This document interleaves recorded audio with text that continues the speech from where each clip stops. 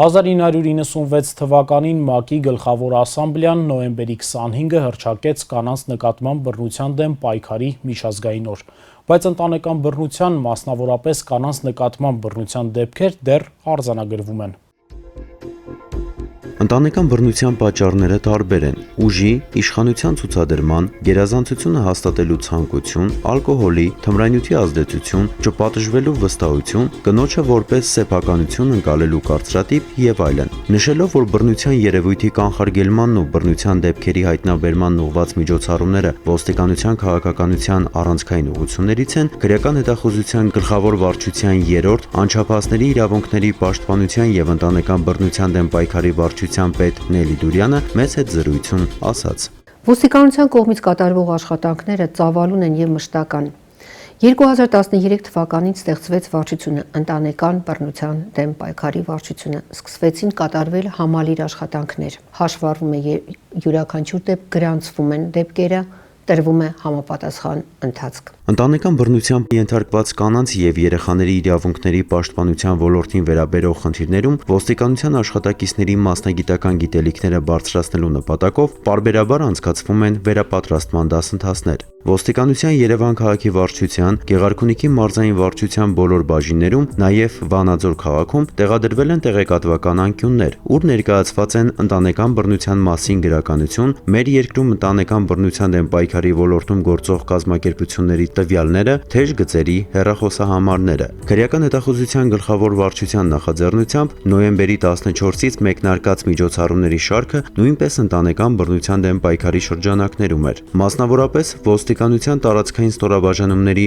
անչափահասների գործերով տեսուչների համար ոստիկանության կրթահամալիրում կազմակերպված վերապատրաստման դասընթացներն աննախադեպ էին այն առումով, որ առաջին անգամ անցկացվում են ոչ միայն կրթահամալիրի դասախոսների, ոստիկանության ստորաբաժանումների ղեկավարների, այլև այն հասարակական կազմակերպությունների կողմից, որոնք զբաղվում են ընտանեկան բռնությունների, անչափահասների հիմնախնդիրներով։ Քննարկվեցին մեր երկրում գենդերային քաղաքականության, ընտանեկան բռնության դեպքերին ոստիկանության արձագանքման միջազգային փորձի, բռնության ենթարկվածների հետ տարվող աշխատանքների առանձնահատկությունների վերաբերյալ թեմաներ։ Դասընթացների առանձնահատկություններից մեկն էլ այն է, որ ոստիկանությունը պատրաստակամ է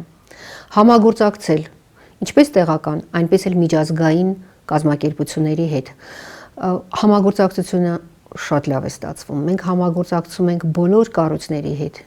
նաև շահագրգիռ պետական կառույցների հետ, իհարկե, որովհետև միայնակ այս խնդիրը լուծել հնարավոր չի։ Եվ ընդհանրապես համագործակցությունը ոստիկանության գործելավոճն է։ Բռնություն հասկացությունը կամ դրա հոգեբանական ընկալումը խիստ անհատականացված է։ Օրինակ, կախված անհատական համոզմունքներից, ազգային կամ ընտանեկան ավանդույթներից, կենցաղային կուլտուրայից, ամուսնու կոպիտ, բռի վերաբերմունքը, ծեծը, հայհոյանքը կարող է որպես բռնություն չընկալվել։ Մինչդեռ իրականում դա բռնություն է։ Ոստիկանություն դիմաց կամ կանանց իրավունքների պաշտպանության թեժ գիծ ահազանգած հարյուրավոր կանայք այդ են փաստում։ Հոգեբանների դիտարկմամբ ընտանեկան բռնությունների պատճառ կարող են լինել տղամարդու թերարժեքության, հոգեբանական տարբեր բարդույթներով տառապելու, ինքնահաստատված չլինելու հանգամանքները։ Ըստ հոգեբանների, տեղի են ունեցել հասարակական, այդ թվում գենդերային դերակատարումների եւ կարգավիճակների տեղաշարժ, ինչը դրսեւորվում է նաեւ բռնություններով։ Որ ընդհանրապես բռնությունը վատ երևույթ է, ոչ ոք չի ժխտում, սակայն այլ է վիճակը, երբ խոսքը